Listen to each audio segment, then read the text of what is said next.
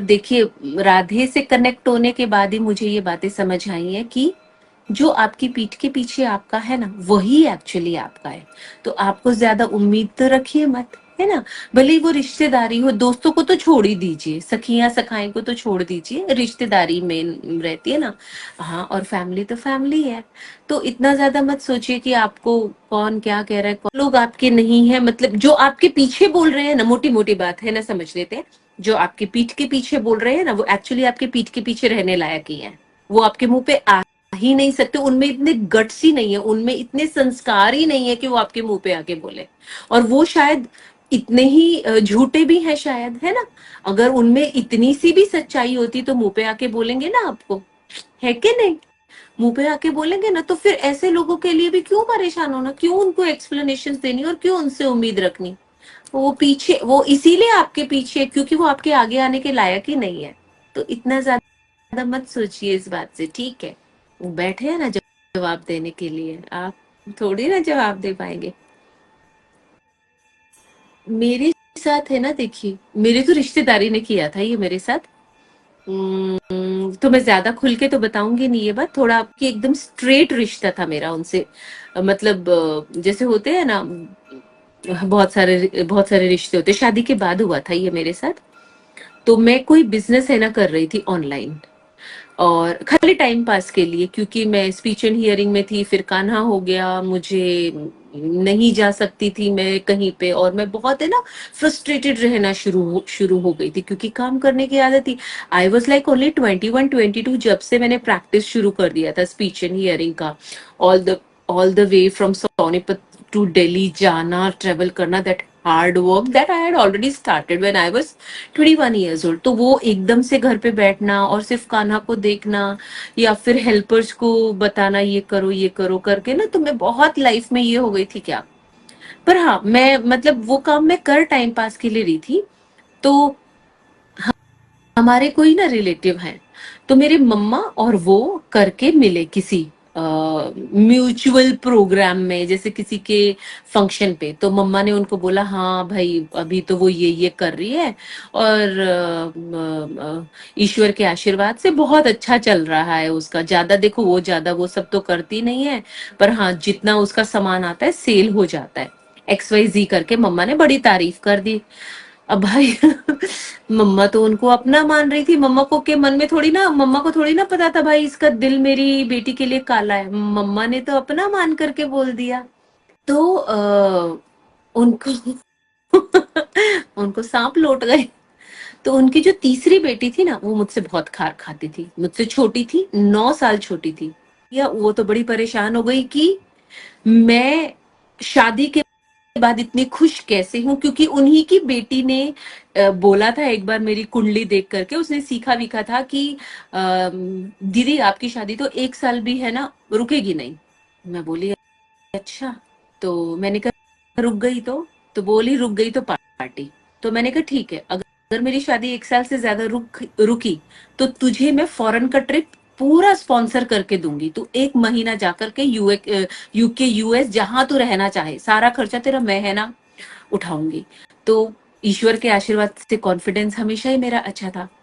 तो भाई जब उनको, जो हमारी रिश्तेदारी थी, उनको पता चला कि भाई मैं खुश हूँ, और मैं अपनी जीवन में पहले थोड़े फॉर द टाइम बीइंग मैं फ्रस्ट्रेट हुई थी, पर मैंने फिर अपना साधन खुद ढूंढ लिया खुश होने का, मतलब मैंने अपना साधन ढूंढ लिया खुश होने का। तो वो इस बात से परेशान हो गई। हालांकि वो मुझे ये बोलती थी कि मैं तो तेरी माँ जैसी हूँ, मैं तो तेरी माँ ही हूँ। इतना मीठा बोलती थी ना वो लेडी कि मैं एक्सप्लेन नहीं कर सकती, इतना मीठा, इतना मीठा। तो चलिए कोई बात नहीं। अब उन्होंने क्या किया, उनकी बेटी ने क्या किया, उनकी बेटी ने, उस मैं बता देती हूँ, मैंने ना ड्रेसेस और ज्वेलरी का काम किया था। खैर, तो उनकी तीसरी वाली बेटी थी, उन्होंने क्या किया, उन्होंने अपना कोई बहुत पुराना अकाउंट निकाला, और दूसरे नाम से, आर से कोई नाम था, और सरनेम रखा शर्मा, राधिका शर्मा या समथिंग इस तरह करके, रोनिका शर्मा करके उन्होंने नाम रखा। और वो क्या कर रही, क्योंकि मुझे काम मिल रहा था ऑनलाइन, मुझे जो भी ग्राहक आ रहे थे वो ऑनलाइन आ रहे थे, क्योंकि अनुज के सर्कल में तो मतलब उस तरह के क्लोथ्स ही नहीं पहनते थे ना, जैसे बहुत बहुत ट्रेडिशनल हो या तो बहुत अच्छे हो, मतलब बहुत एक्सपेंसिव। तो मेरा जो एम था ना वो नॉर्मल था, जैसे बहुत ही ठीक ठीक रेंज के क्लोथ्स में रखती थी। तो उसने क्या किया, मेरी फोटोज को ही लेकर के जो मेरे ग्राहक थे उनको टारगेट है ना करना शुरू किया कि इतनी यूनिट सेल, और जो भी मैं प्राइस लिखती उसका 1/4 प्राइस वो है ना लिख देती। जैसे फॉर एग्जाम्पल मैंने 1000 रुपए लिखे तो 250 रुपए लिखे उसने। तो अभी मुझे तो पता नहीं है वो कौन है, मैं तो वही नादान बोला ना, मैं तो मूर्ख एकदम, मुझे समझ नहीं आया। उसका सरनेम भी शर्मा था, ठीक है। तो मैंने उनको उनको मैसेंजर पे मैसेज किया। मैंने कहा आपने मेरे कस्टमर को मैसेज किया हुआ है और ये फोटो भेजी हुई है। अब उनको नहीं पता था कि मेरी और मेरे ग्राहकों की जो है ना रिश्ता है वो सिर्फ ग्राहक का रिश्ता नहीं है। मैं बहुत ही बोलते हैं ना कि मैं बहुत नीट एंड क्लीन, मेरा काम बहुत ही ट्रांसपेरेंट होता है, ना तो मैं झूठ बोलती, पहली पहली बात। सबसे इंपॉर्टेंट बात है कि मैं झूठ नहीं बोलती, मुझे झूठ बोलना आता ही नहीं है। तो मैंने कहा आपने ऐसा ऐसा किया, क्या हम लोग रिश्तेदारी में है, क्योंकि आपके आपके म्यूचुअल फ्रेंड्स है ना, मेरी फैमिली वाले हैं। तो उनका कोई रिप्लाई नहीं आया। मैंने कहा can I talk you over phone so that I can ask and you know that. उनका कोई रिप्लाई नहीं आया, कोई, पर वो लेडी चालू रही, चालू रही। तो एक मेरे ग्राहक थे, मैंने उनको बोला कि रुचि जी आप ऐसा करिए, आप उनका नंबर ले लीजिए और ऑर्डर भी करके देख लीजिए। अगर आपको नुकसान हो जाता है ना, कोई ड्रेस ऐसी आ जाती है जो वर्थ इट नहीं होती, मैं आपको पैसे दे दूंगी। क्योंकि पैसों के लिए तो मैं काम कर ही नहीं रही थी, मैं तो टाइम पास के लिए है ना कर रही थी, अपने माइंड को ऑक्यूपाई करने के लिए, क्योंकि मुझे अपने आप को बिजी रखना था। वो एक मुहावरा है ना, खाली दिमाग शैतान का घर, तो मुझे वो करना ही नहीं था। तो मैंने तो इसलिए वो काम शुरू किया था। तो अब उन्होंने क्या किया, ठीक है निधि, मैं करती हूँ। उन्होंने उनका नंबर मांगा, बहुत बार नंबर मांगा, वो लेडी ने अपना नंबर नहीं दिया। वो लेडी ने अपना नंबर, अभी मुझे तो नहीं मालूम ना कि ये मेरी वो रिश्तेदार की तीसरी वाली बेटी है। तो उन्होंने अपना नंबर नहीं दिया और वो उन्होंने कहा अच्छा ठीक है, मुझे ऑर्डर भेज दो, आप मैं आपको है ना पेमेंट देती हूँ, आप मुझे बैंक अकाउंट का वो दे दो तो मैं आपको भेजती हूँ। तो भी कोई रिप्लाई नहीं।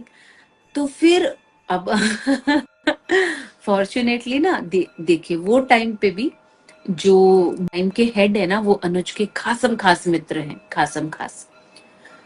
पता नहीं कैसे वो उस दिन घर पर आ गए, कोई इंफॉर्मेशन नहीं, कुछ नहीं, वो एकदम आ गए। उन्हें वेजिटेरियन खाना खाना था, क्योंकि हम लोग वेजिटेरियन है, वो है ना वेजिटेरियन खाना खाने आ गए। तो उन्होंने मुझे देखा कि भाई ये क्या चल रहा है, तो उन्होंने मुझसे पूछा भाभी कोई प्रॉब्लम है।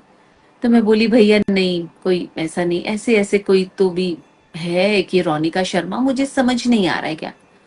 उन्होंने 1 सेकंड लगाया, सिर्फ 1 सेकंड, एक कॉल हुआ और उन्होंने बोला कि ये ऐसे ऐसे है और ये यहाँ यहाँ बेस्ड है, लोकेशन तक बता दी, कौन से आईपी एड्रेस से ये सब हो रहा है।